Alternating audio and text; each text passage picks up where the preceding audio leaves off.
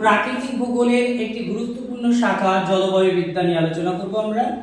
দেখো, জলবায়ু বিদ্যা বলতে কি বুঝি? জলবায়ু বিদ্যা বলতে যে ভূগোলে পৃথিবীর বিভিন্ন অঞ্চলে জলবায়ু নিয়ে আলোচনা করে তাকে জলবায়ু বিদ্যা বলে। তাহলে জলবায়ু কি আমাকে জানতে হবে? জলবায়ু হচ্ছে একটি অঞ্চলে প্রায় 30 বছরের গড় আবহাওয়াকে জলবায়ু বলে। এবার এই জলবায়ু আলোচনা যে বিজ্ঞানে করে, যে ভূগোলে করে, তাকে জলবায়ু বিদ্যা বলে।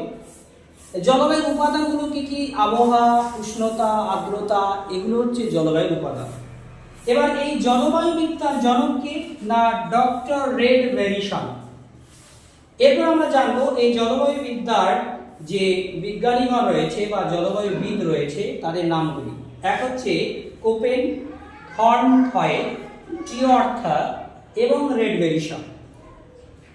এরপর জানবো আমরা এই জলবায়ু বিদ্যার আলোচ্য বিষয় কি। জলবায়ু বিদ্যার আলোচ্য বিষয় জলবায়ু আলোচনা করা, জলবায়ু উপাদান সম্পর্কে ধারণা দেওয়া, জলবায়ু অঞ্চল সম্পর্কে আলোচনা করা বা জলবায়ুকে কয়টি অঞ্চলে ভাগ করা হয় বা জলবায়ুর বিভাজন, বায়ুমণ্ডল সম্পর্কে আলোচনা, জলবায়ুর প্রভাব সম্পর্কে আলোচনা, যেমন বিশ্ব উষ্ণায়ন, মরুভূমির প্রসার ইত্যাদি, তারপরে খরা ও বন্যা এবং প্রাকৃতিক দুর্যোগ সম্পর্কে আলোচনা করা হচ্ছে এই জলবায়ু বিদ্যার একটা বিষয়।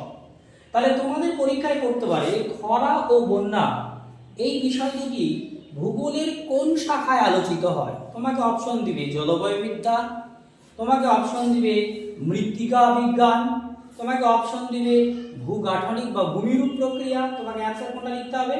জলবায়ু বিদ্যা। এবং বলতে পারে যে জলবায়ু বিদ্যার জনককে লিখতে হবে ডক্টর রেড ভেরিসন।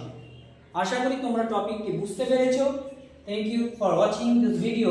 এবং এই ভিডিওটি যদি তোমাদের ভালো লাগে, ভিডিওটি লাইক করবে, কমেন্ট করবে এবং আমাদের সঙ্গে থাকার জন্য ভিডিওটি সাবস্ক্রাইব বাটনে সাবস্ক্রাইব করে সঙ্গে থাকবে। Thank you.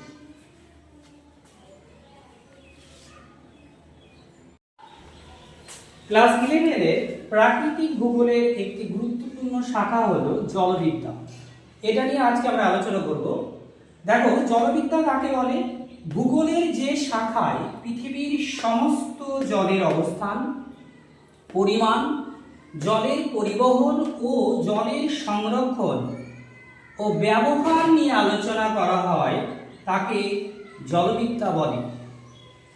এই জলবিদ্যার জনক হলেন রবার্ট ই হার্টন। এই জলবিদ্যার আলোচ্য বিষয়গুলি হল জল সংরক্ষণ, জলের পুনর্ব্যবহার, ভৌম জলের গুরুত্ব, অবস্থান এবং জলচক্র। তাহলে জল সম্পর্কিত আলোচনার বিষয়বস্তু হচ্ছে জলবিদ্যার একটি আলোচ্য বিষয়।